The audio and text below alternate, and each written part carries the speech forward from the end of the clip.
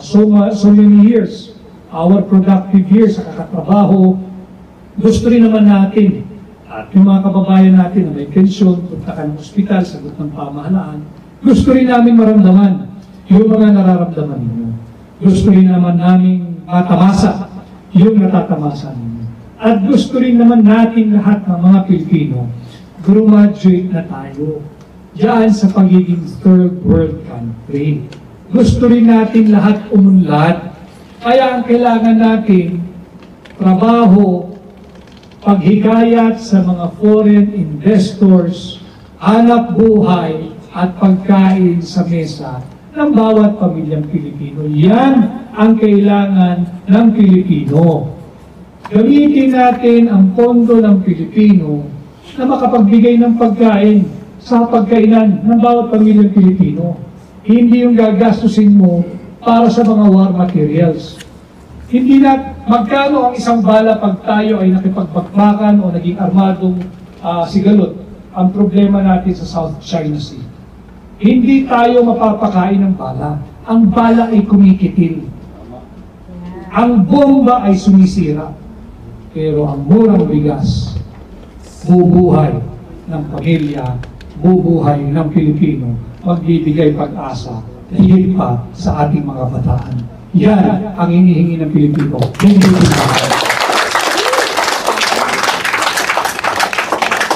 Yan ho yung sinisigaw din na hakbang na maisog. And of course, finally, yung ating panawagan, nalabanan natin yung tyranny. Labanan natin yung pagmamalabis na nasa pamahalaan. Labanan natin yung diktadorya.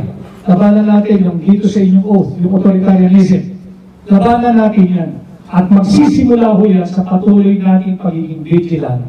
At hindi tayo mapalusutan dito sa ginagawa nilang pagtatangka. Patuloy ho yan, maniwala kayo. Yung pagtatangkang lapastanganin ang aking saligang batas. Gamit ang huwad na People's Initiative. The people have long spoken. Ayaw ng Pilipino na pakilaman ninyo ang ating saligang batas. Ayaw ng Pilipino ngayon sa nalalapit na panahon at higit sa lahat, ayaw ng Pilipino na sa inyo magmumula yung pagkalikot daan sa ating saligang batas.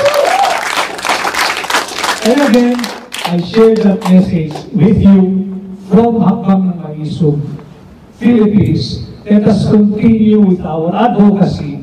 We say no to war, we say yes to peace, we say no to the fake People's Initiative, we say no to the fake charter change, and we have to continue protecting, defending, and respecting our Constitution. With that, maraming salamat at magandang umaga. Mabuhay ang Hakbang ng Maisog USA. Yes! Of course! Maraming salamat po, Atty. Vic Rodriguez, for inspiring, enlightening, and informing us, and of course, motivating us. And we couldn't think of a more, a better person to invite and be with us in the celebration also of our Independence Day. And rest assured, the Hakbang ng Maisog USA SDS New York is going to help promote the message and spread the message of Hakbang ng Maisog movement. And we are also going to protect, uphold, and defend the Constitution. Mabuhay ang Hakbang ng Maisog USA! Yes! Okay, thank you so much. At this juncture, we will be presenting a certificate of recognition to Attorney Vic Rodriguez as a token of gratitude. And it will be presented and read by our president, the president of Sara Duterte Supporter New York and Hakbang Maisog USA, Reverend Attorney Arnedo Valera. Attorney Vic, taos-puso po yung aming salamat.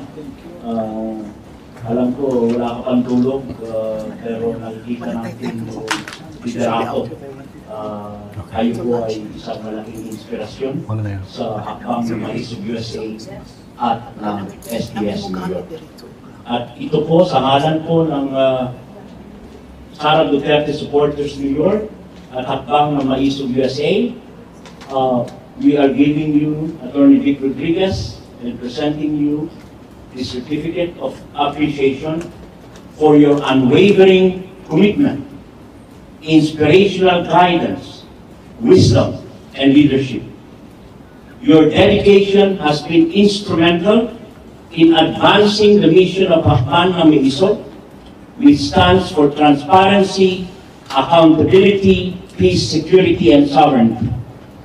Your invaluable contributions have significantly promoted national peace and fostered economic, social, political, and cultural unity among Filipinos.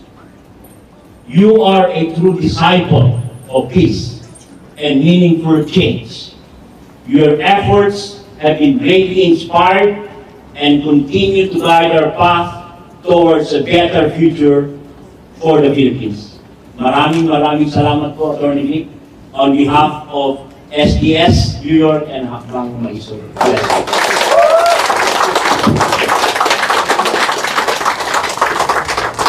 Maraming salamat sa inyo lahat. Ito yung pangtanggal, Pwede pa daw, 40 minutes. jet lag at pangtanggal pangil. Thank you so much for the best sincere appreciation of my presence here. Maraming salamat. Yes, maraming salamat po, Attorney Vic. Thank you. And Ngayon, we will be singing, community singing, Pilipinas Kong Mahal. Tayo. We have this na lang.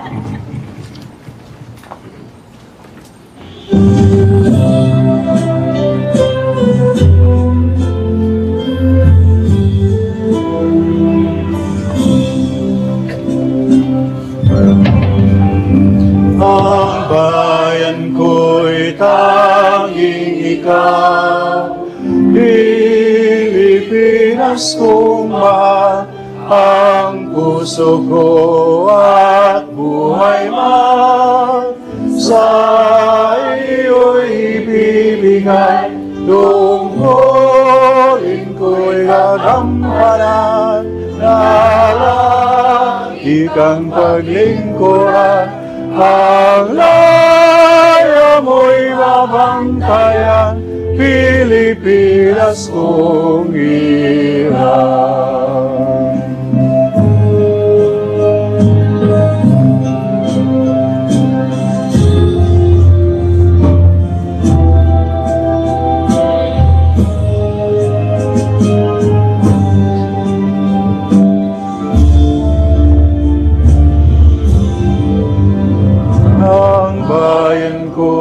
Tanging ikaw, Pilipinas kong mahal, ang puso ko at buhay man sa iyo'y ibigay, tungkulin ko'y nagampanan, na lagi kang paglingkuran, ang mo'y mabantayan, Pilipinas kong hirang.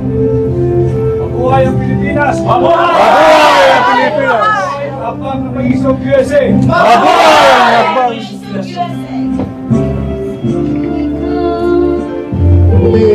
Pilipinas kong mahal, ang puso ko at buhay man sa iyo'y ibibigay, tungkulin ko'y gagampanan, na lagi kang paglingkuran, ang laya mo'y mabantayan, Pilipinas kong ina.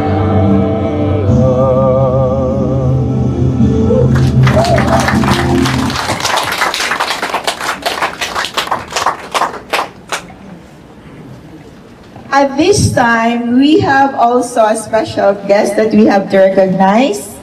Please stand up, Miss Girly, Gillian Baltasar.